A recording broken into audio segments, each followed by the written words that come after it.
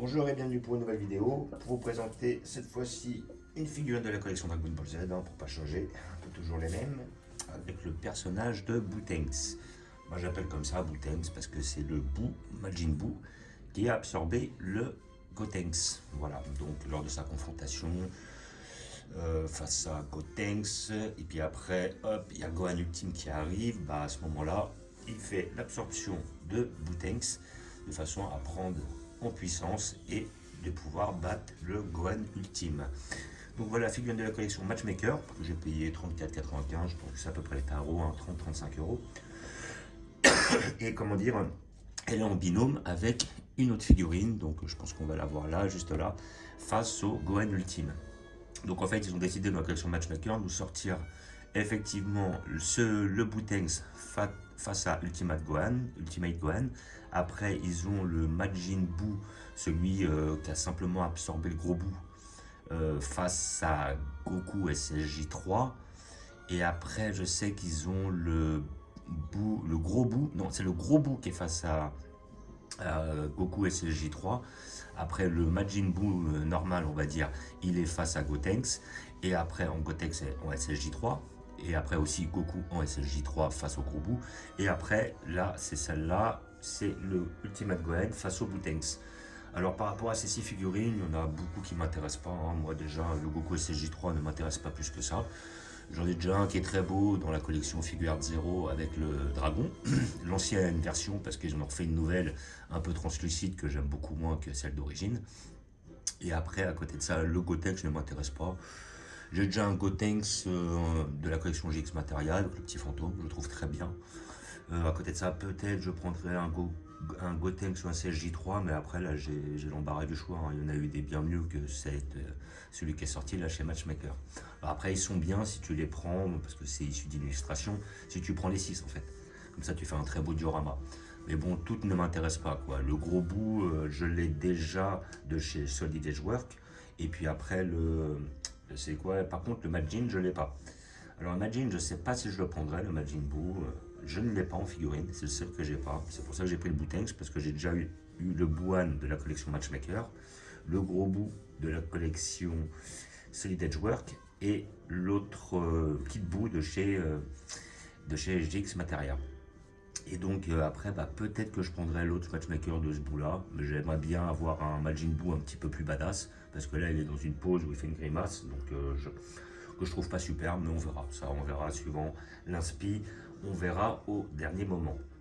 Donc c'est clair que celle-là, déjà, je l'attendais, je la voulais. Je n'ai pas de Bootenks. J'ai vu qu'ils avaient sorti effectivement un Buan dans la collection Ishiban Kuji. Il est balèze.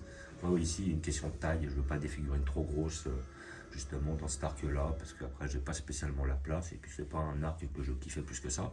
Mais bon, avec le temps, je me suis mis à le faire. Et maintenant, je commence à avoir pas mal de figurines. J'ai Hoop face à Goku en Matchmaker. J'ai Goku SSJ2 face à Majin Vegeta en Matchmaker aussi. Après, j'ai le Kid Buu de la collection GX Materia, le Buu de Solid Edgework. J'ai l'Ultimate Gohan, mais je me rappelle jamais cette collection-là. C'est celle où il fait le Machenko. J'ai effectivement le Buan face aux végétaux de la collection Matchmaker aussi. Je crois que c'était... j'avais aussi le Gohan en tenue... comment dire... le Gohan en tenue... j'ai du mal à trouver le nom. En tenue... quand il est guerrier intergalactique là. Après, je sais plus comment il s'appelle en japonais, mais quand il est en guerrier intergalactique. Celle-là, cette collection-là, c'était les collections un peu transparentes, un peu translucides. Je me rappelle plus, je vais pas retrouver le nom, ça me reviendra peut-être après. Et puis après, effectivement, le Vegeta en M avec le Majin de chez la collection avec les petits socles là. Oh là là. J'ai du mal à trouver les noms. Aujourd'hui, là, il y a tellement de collections différentes que j'ai du mal à trouver les noms. Voilà, donc je vais l'ouvrir pour voir ce que ça donne. Cette figurine a l'air d'être pas trop mal, je vais pas payer trop cher. Après, je suppose que le sculpte va me plaire, peut-être après au niveau des ombrages. Voilà, lors d'une dernière vidéo, il y a un internaute qui m'a interpellé pour me dire qu'effectivement, il ne comprenait pas le fait qu'on soit toujours, et je ne dois pas être le seul, à dire que ça manque de définition par rapport à ces figurines-là. C'est tout simple, c'est parce qu'avant, sur le même tarif, entre 30 et 35 euros, on avait des figurines qui étaient plus qualitatives, parfois qui étaient plus détaillées, et après, il y avait plus de finition au niveau des peintures. Ce qu'on a remarqué avec le temps, je pense que c'est depuis les 5 dernières années, c'est que c'est pas que c'est bâclé, mais c'est qu'elles sont moins qualitatives pour le même tarif. Voilà. C'est maintenant pour retrouver la même qualité qu'on trouvait avant sur certaines S-Culture ou alors certaines BWFC, cette qualité-là, maintenant, c'est difficile de la trouver en dessous de 60-70 euros, alors qu'avant, on l'avait pour 30-35 euros. Et maintenant, pour 30-35 euros, entre les GX Materia, les matchmakers, les certaines Solid Edge Work, et ben effectivement, au niveau des ombrages, ben, il y a peut-être un manque de définition et tout ça. Et là, après, il y a beaucoup de figurines de chez BWFC qu'on peut regarder, que j'expliquerai même avec le temps, ou alors que je ferai une petite vidéo dessus, pour montrer la différence qu'il y avait entre les figurines au niveau détail, au niveau finition et tout, qui était quand même bien plus élevé à l'époque. Bon, maintenant, ils sont peut-être plus partis dans une notion de faire du volume, quoi, mais à côté de ça, c'est pas négligeable. Alors c'est vrai qu'avant, dans les collections S-Culture, on a eu un peu tout et n'importe quoi, parce qu'il y avait des sculptes qui étaient foirés des fois, totalement. Mais après, à côté de ça, c'est vrai que quand on regardait quand même ce qui sortait chez BWFC, je le rappelle, c'était un concours, donc les mecs ils devaient se donner.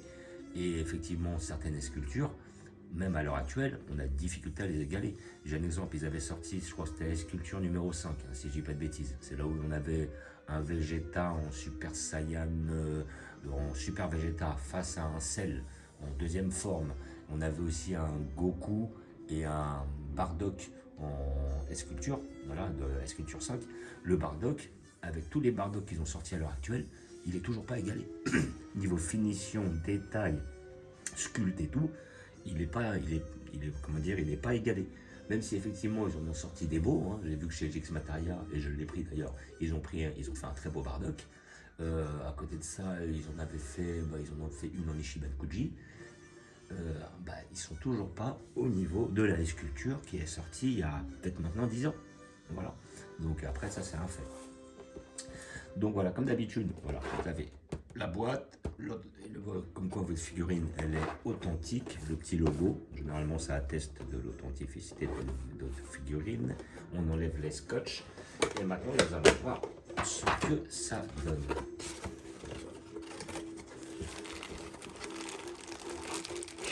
Donc, alors ce que j'aime bien aussi, c'est contrairement, c'est le problème qui a été reproché à la figurine de Buan qui est sortie en Ishiban Kuji, c'est que au niveau de la tête, là ici, on a la rainure. Là, on le voit pas, on va la sortir et tout, mais là, on a une rainure et ça casse un peu le design, ce qui est un peu dommage. Ce que l'on n'a pas, justement, sur celle-là, ou sur celle même qui était sortie, l'autre de chez Matchmaker face aux végétaux. Là, c'est dommage, ça casse un peu le design. Mais là, déjà, en tout cas, elle me plaît. On a 3 pièces, vous pouvez voir la tête, le corps, le socle, et on va voir si le socle, on peut s'en débarrasser, ce qui est tout à fait possible. Là, je vois que ma figurine tient. Après, hop, ça va le faire. La tête, dans un autre temps, voilà, ici présent, qui est vachement bien faite. Là-dessus, rien à dire, hein. Très belle, très belle. Et après notre socle, je vais le sortir quand même, mais je pense que ça va le faire sans. Pour le montrer. Alors, une socle noire, j'aurais pu mettre un petit transparent, ça aurait été moins visible. Voilà, donc on a un socle un peu plus basique. Voilà, c'est vraiment pour tenir la figurine. Alors on va voir une fois qu'on va mettre la tête si effectivement elle n'est pas déséquilibrée. Alors, là déjà ça s'emboîte très facilement, ça c'est très bien. Là, hop, on serre au max. Et voilà le bonhomme. Est-ce qu'il n'y a pas en arrière? Non, pas du tout. C'est magnifique. La figurine tient toute seule. Pas besoin du socle. Ça, c'est superbe. Voilà. Donc, effectivement, comparé à certaines GX Materia, on a quand même un bonhomme qui est moins dynamique. Généralement, la plupart, ils se qualifient étant souvent par deux, par des poses assez dynamiques. Un peu comme chez GX Materia, on a généralement des poses assez dynamiques. Là, par contre, ils ont pris une pose qui est quand même assez statique. Ce qui n'est pas sans me déranger, parce que je trouve qu'il est bien fait. Donc, maintenant, au niveau du sculpte, franchement, elle est belle, hein, elle est bien faite. Hein. Le visage, il est beau.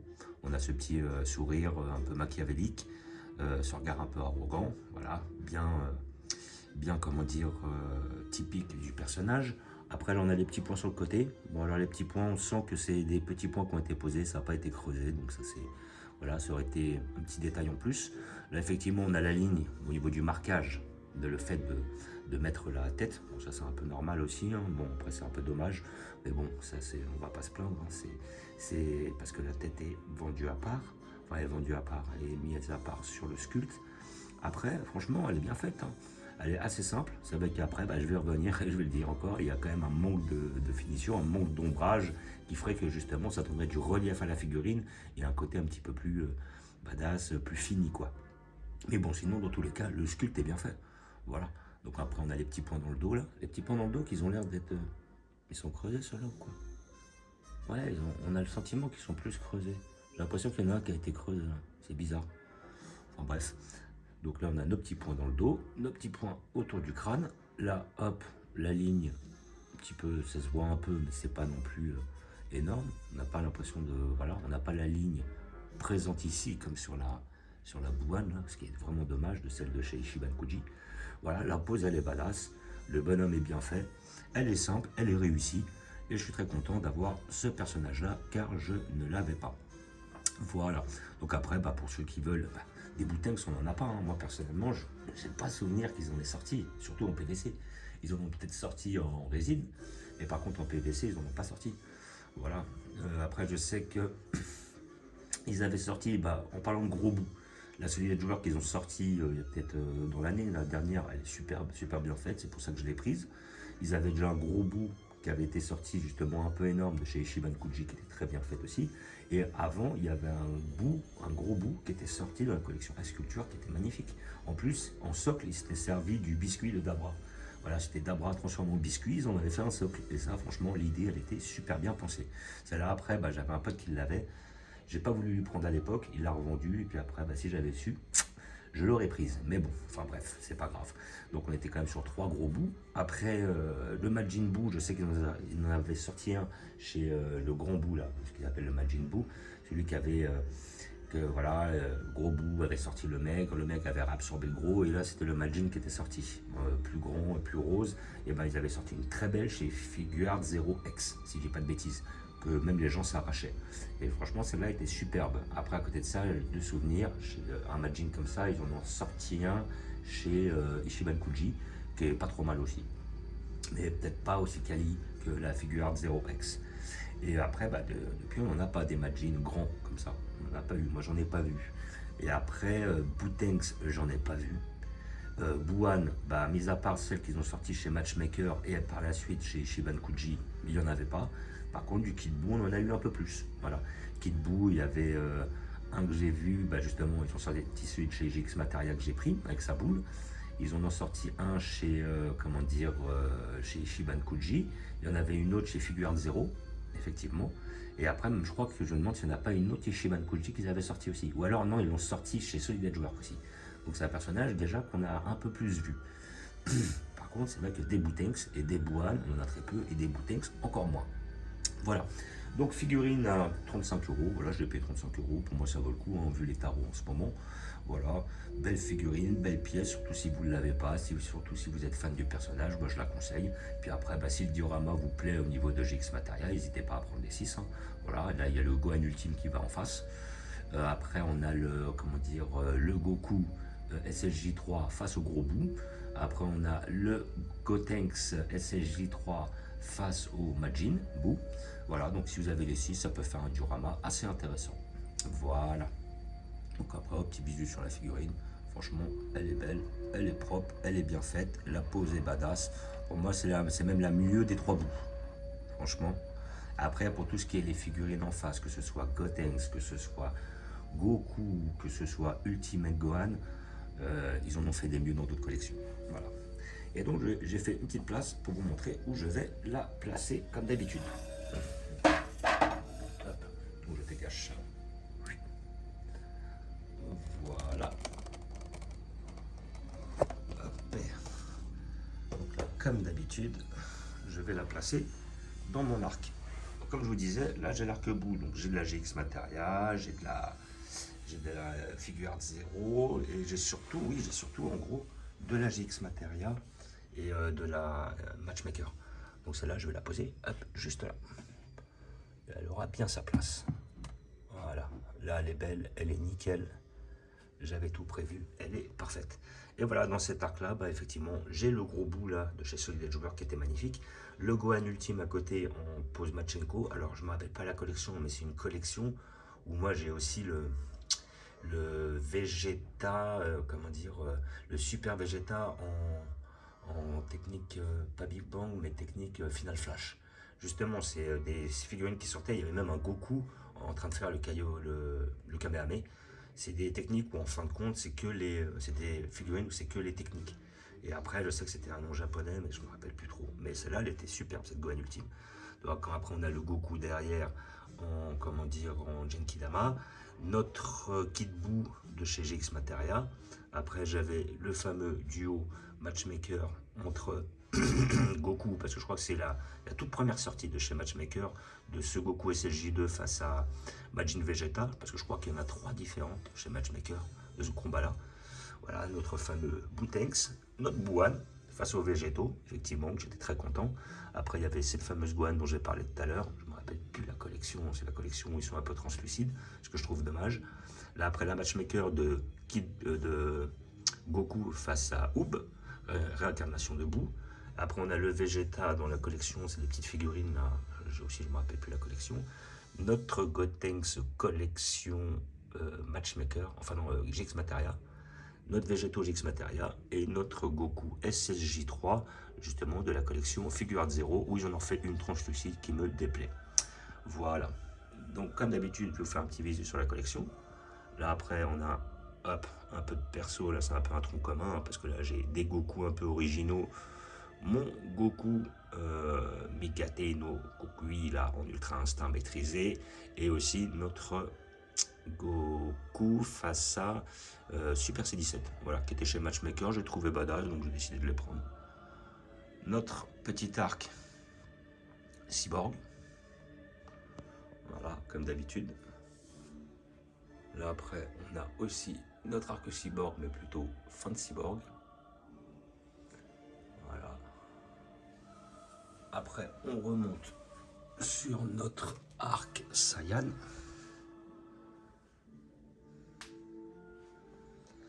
Avec nos Space Pod que j'ai voulu placer comme ça.